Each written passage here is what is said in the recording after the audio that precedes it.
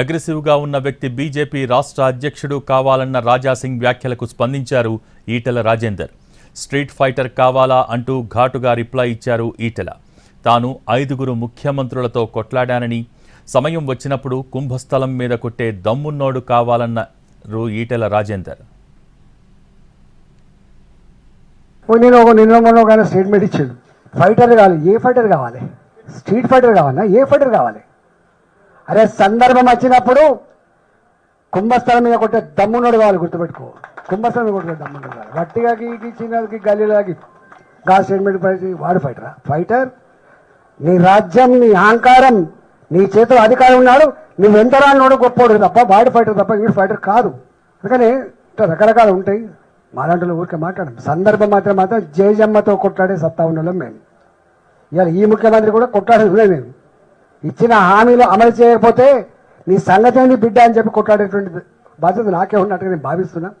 డెఫినెట్గా పనిచేస్తాను. నిన్న స్టేట్మెంట్ ఇచ్చాడు. ఫైటర్ కావాలి, ఏ ఫైటర్ కావాలి? స్ట్రీట్ ఫైటర్ కావాలన్నా ఏ ఫైటర్ కావాలి? అరే సందర్భం వచ్చినప్పుడు కుంభస్థలం మీద కొట్టే దమ్మున్నోడు కావాలి, గుర్తుపెట్టుకో. కుంభస్థలం మీద కొట్టే దమ్మున్నోడు కావాలి. గట్టిగా చిన్నకి గల్లీలాగి గా స్టేట్మెంట్ పడి వాడు ఫైటరా? ఫైటర్ నీ రాజ్యం, నీ అహంకారం, నీ చేతిలో అధికారం ఉన్నాడు, నువ్వు ఎంత రానోడు గొప్పోడు తప్ప వాడు ఫైటర్ తప్ప వీడు ఫైటర్ కాదు. అందుకని ఇట్లా రకరకాలు ఉంటాయి. మాలాంటి ఊరికే మాట్లాడడం సందర్భం మాత్రం జేజమ్మతో కొట్లాడే సత్తా ఉన్నోళ్ళం మేము. ఇవాళ ఈ ముఖ్యమంత్రి కూడా కొట్లాడే మేము. ఇచ్చిన హామీలు అమలు చేయకపోతే నీ సంగతి ఏంది బిడ్డ అని చెప్పి కొట్లాడేటువంటి బాధ్యత నాకే ఉన్నట్టుగా నేను భావిస్తున్నా. డెఫినెట్గా పనిచేస్తాను. నిన్న స్టేట్మెంట్ ఇచ్చాడు. ఫైటర్ కావాలి, ఏ ఫైటర్ కావాలి? స్ట్రీట్ ఫైటర్ కావాలన్నా ఏ ఫైటర్ కావాలి?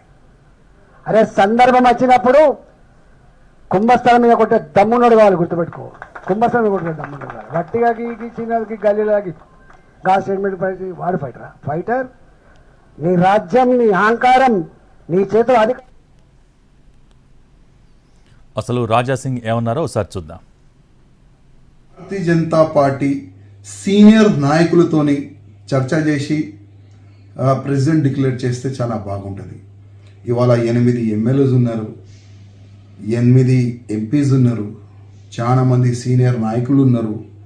అందరితోని ఒక్కసారి చర్చ చేసిన తర్వాత ప్రెసిడెంట్ డిక్లేర్ చేస్తే చాలా బాగుంటుందని నేను వ్యక్తిగతంగా అనుకుంటున్నాను. ఎందుకంటే తెలంగాణలో భారతీయ జనతా పార్టీ గ్రాఫ్ పెరిగింది. నెక్స్ట్ వచ్చేది భారతీయ జనతా పార్టీ గవర్నమెంట్ మన తెలంగాణకి. కానీ తెలంగాణలో భారతీయ జనతా పార్టీ ప్రెసిడెంట్ ఎట్లాంటి ఉండాలి? అగ్రెసివ్గా దేశం పట్ల, ధర్మం పట్ల, సమాజం పట్ల అందరికీ తీసుకొని పోయి అట్లాంటి ప్రెసిడెంట్ని చేయాలని నేను కేంద్ర అధిష్టానంకి వ్యక్తిగతంగా